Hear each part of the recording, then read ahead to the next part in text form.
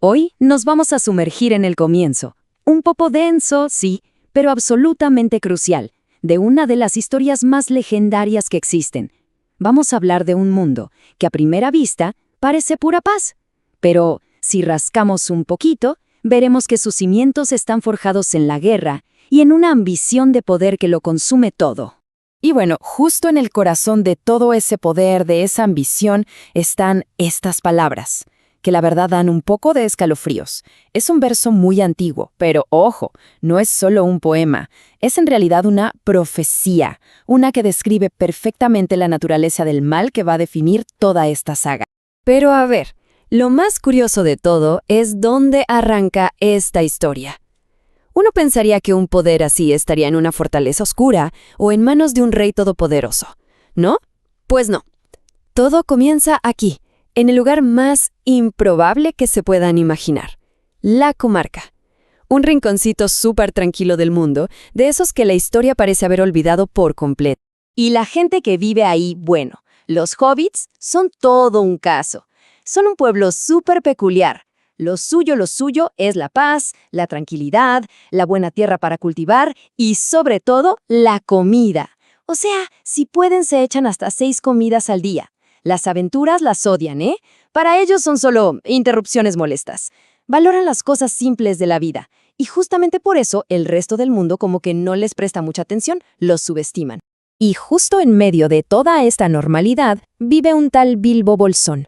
Para sus vecinos, él es el hobbit rico y excéntrico del pueblo. Ya saben, el que un día, hace como 60 años, desapareció sin más y luego regresó contando unas historias loquísimas de dragones y tesoros. Pero lo que nadie sabe es que de ese viaje no solo trajo cuentos, también trajo un pequeño secreto.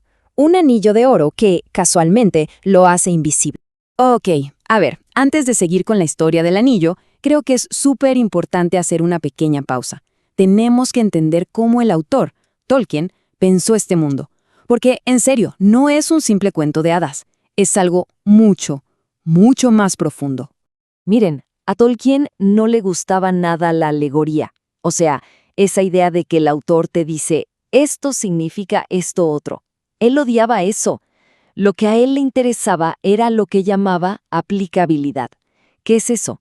Pues que cada persona que lee la historia tenga la libertad de conectar con ella a su manera. Él no escribió sobre una guerra específica, sino sobre la guerra en general. Y por eso creó una historia tan universal que no importa quién la lea ni cuándo, siempre podrá encontrar un reflejo de su propia vida. Y de hecho, él mismo lo dijo con sus propias palabras. Dejó súper claro cuál era su objetivo.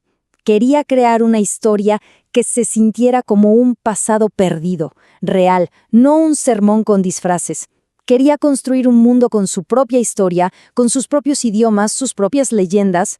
Un mundo tan, pero tan real que casi se puede tocar. Ok, volvamos a la historia. Porque es justo dentro de este mundo, de esta historia fingida tan real, que ese anillito mágico de Bilbo empieza a mostrar su verdadera cara. Y les adelanto, es aterradora. Su pasado no tiene nada que ver con juegos o trucos para desaparecer. No. Su pasado está manchado de traición y de muerte. Es que, a ver, este no es un anillo cualquiera. Para nada. Es uno de los grandes anillos, ¿sí? Los famosos anillos de poder. Y estos anillos son increíblemente peligrosos, porque no te dan más vida, no te hacen inmortal en el buen sentido.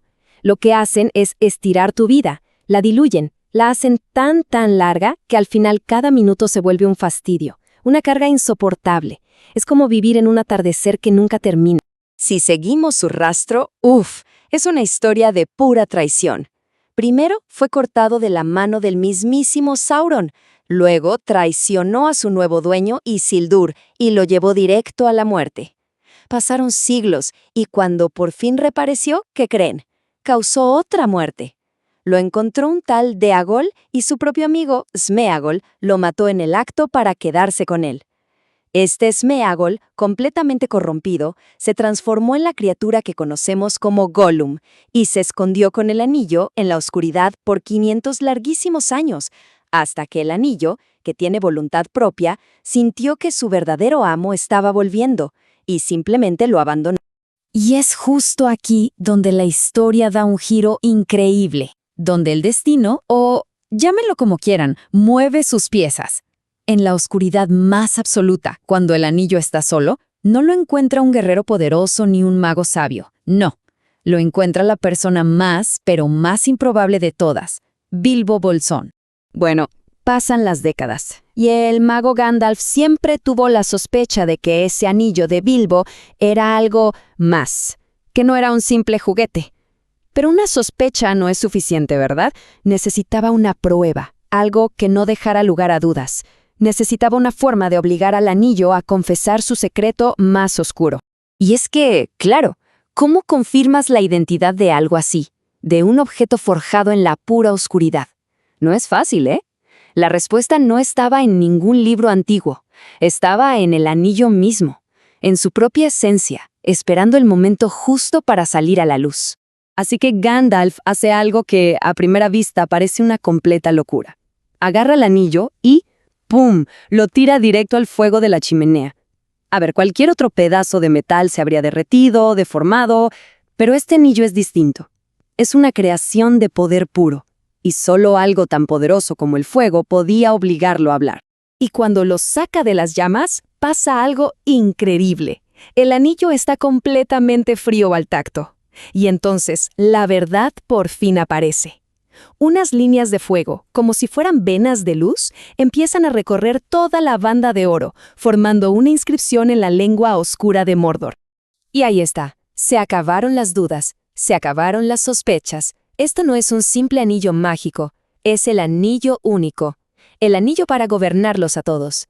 Es literalmente el cimiento del poder del señor oscuro Sauron, un recipiente que guarda una enorme parte de su fuerza y de toda su maldad. Y claro, esta revelación, que es aterradora, lo cambia todo.